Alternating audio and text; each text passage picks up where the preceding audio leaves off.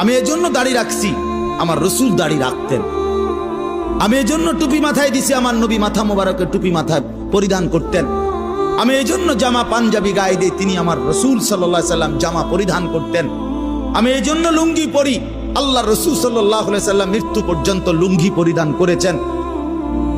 আমি এজন্য মুখ ছোট রাখি, আল্লাহর নবী সাল্লাল্লাহু আলাইহি ওয়াসাল্লাম বলছে একটি সুস্থ মানুষের পরিচয়, যে মানুষটা সুস্থ কিনা খোদার কসম এটার পরিচয় হলো যে মুখ ছোট রাখে, দাড়ি লম্বা করে, সে সুস্থ মানুষ, স্বাভাবিক মানুষ, স্বাভাবিক মানুষ।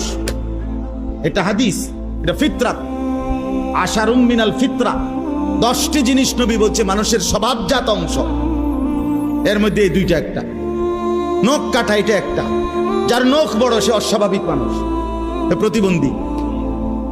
যার মোষ বড় হয় প্রতিবন্ধী। হ্যাঁ, সাফ কথা।